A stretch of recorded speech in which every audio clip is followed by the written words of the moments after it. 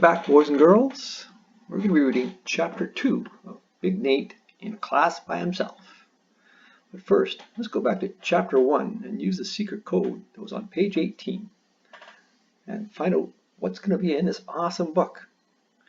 In the first hint, if you use the secret code, one of the things that's going to be in the book is great friends. That's the first, as you can see, that's the first decoded secret code. And what do you think the second one might be? I don't know. Maybe horrible teachers? How does that sound? Use the code in page 18 and you can decode this yourself. The third one with the A plus and the honor roll student, that is obnoxious classmates. Third one, that's a little harder one, that one. Slimy green beans. I guess that's his lunch at school. And at the very end, the last one where it says yes and an amazing fortune. So that's going to be all upcoming in the book to come. Now here's Chapter 2 of Big Nate in a class by himself.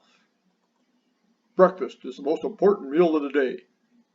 Here, notice that's what people always say right before they stick a bowl of lumpy oatmeal in your face. Eat hearty, says Nate's dad.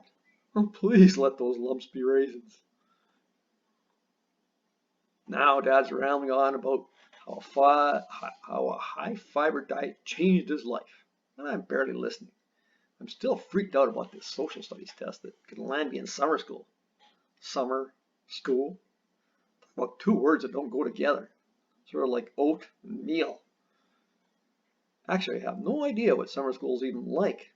Francis thinks it's probably just like regular school, only better. Other kids say that in summer school, the teachers make you work. And they're not talking about worksheets or chapter reviews. It's more like scraping gum off desks or scrubbing the toilets in the boys' locker room. Which I hope isn't true, because those toilets are totally disgusting. It sounds pretty bad. And after this, my car needs washing. The only kid I know who's ever gone to summer school is Chester. I guess I could ask him what it's like. Except the last time I tried to ask Chester something, he stuck me in a garbage can. He's kind of a psycho. All I asked was, can I borrow a pencil? Whatever. The point is, summer school can't be good. I can't think of anything nastier. Suddenly, right on cue, in walks Ellen. Good morning, Daddy. Yummy. Oatmeal. Okay, I can think of someone nastier. Summer school only lasts 8 weeks. A 15-year-old sister is forever. Until she turns 16, which is probably even worse. You're in my seat. Sisters don't have to be teenagers to be obnoxious, though. They're pretty much born that way. If you have an older sister, you know exactly what I mean. You've been there. You feel my pain. If you don't have an older sister, congratulations. Welcome to my nightmare. Here's a little L. In fact, every few months she decides she doesn't like the way she laughs, so she changes it. No, that's not right. And here are the top 5 most annoying things about Ellen. Number 5. She is constantly begging Dad to buy her a cat. We'll name her Miss Kissy Kittens. Number 4. This one, she wears perfume that makes her smell like a gift shop full of scented candles. This one's called Dead Skunk. And number 3, she got a karaoke machine for her 12th birthday and she still hasn't outgrown it. Love is the answer. Oh, kill me now. Number 2, who cares about global warming? All her hair products are single-handedly destroying the ozone layer. And the number 1 thing, nobody except me realizes how completely obnoxious she is. Ellen, you're wonderful. Yes, I know. You know what else is annoying about Ellen? She doesn't have these types of problems. She never had to worry about summer school because she's always been a good student, which I get reminded of practically every day. Why can't you be more like your sister? Right, that's my goal in life, to be more like a high school cheerleader. Thanks, but no thanks. Huh? Oh, Dad's talking again. So what's happening at school today, you two? Ellen.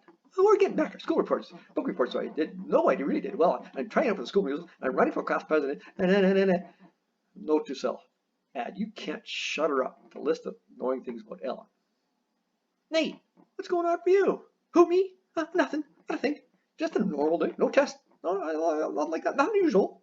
Don't think Dad really bought that. He's giving me the luck. Here's the luck. Level 1 on Dad's suspicion meter. He's not really sure you're being straight with him. The squint. Level 2. It's basically Dad's way of saying, you can't possibly be serious. And then the hairy eyeball. Level 3. When Dad drops a hairy eyeball on you, look out. Prepare for him to go ballistic. Dad's only at level 1 right now, but I can see where this is going. So I better get out of here before he asks any questions. Zoom! Off he goes. Whew, that was close. He has no idea I could end up in summer school. Not unless he and Mrs. Godfrey are having a secret late night phone conversations. Ew, time to think about something else. Drip! Wham! Rag.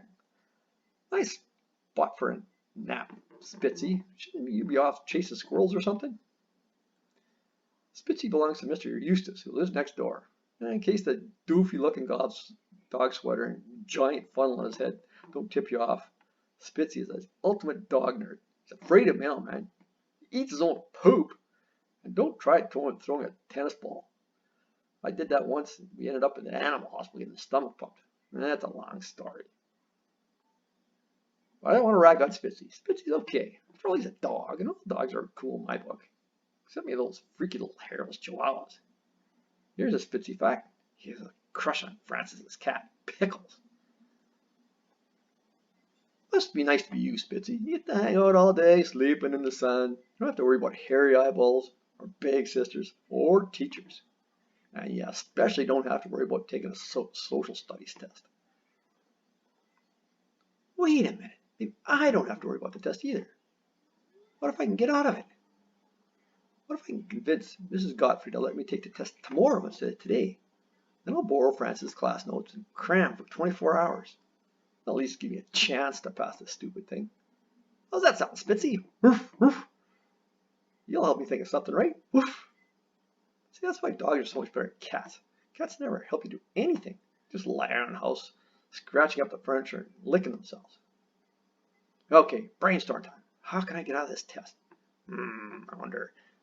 It's easy to come up with a plan. The problem is, almost as soon as I do come up with a plan, I think of a reason that won't work. Okay, plan A. Illness. As soon as the test starts, I hold my breath until my face turns all red, and I tell Mrs. Godfrey I feel really sick. Why it won't work? She keeps a thermometer at her desk. Just as I thought. 98.6. Plan B. Injury. I wrap my hand in bandages and tell her I can't, right, because I sprained my wrist. And why it won't work? Well, she'll make me take the test left-handed. Yep, she's that mean. There she is on the phone. What? He didn't hurt his wrist. Very interesting. Ooh, plan C. Tragic accident. I pretend to hit my head against the door on my way into the classroom. Then act like I got amnesia. My mind's gone blank. Again. Why it won't work? I used that one 2 weeks ago. Oh, geez. Plan D. The truth? Right. I walk right up to Mrs. Godfrey, look her in the eye, and tell her, I didn't know there was a test today. Why it won't work? The woman hates me. Shoot, this is getting nowhere. I got 25 minutes until the test. 25 minutes until Mrs. Godfrey brings down the summer school hammer on me. I glance at my watch. Now it's 24 minutes. Yikes. It's beginning to look like the only way I'll be able to avoid this test is if I skip school altogether. Well, there's an idea. End of chapter 2.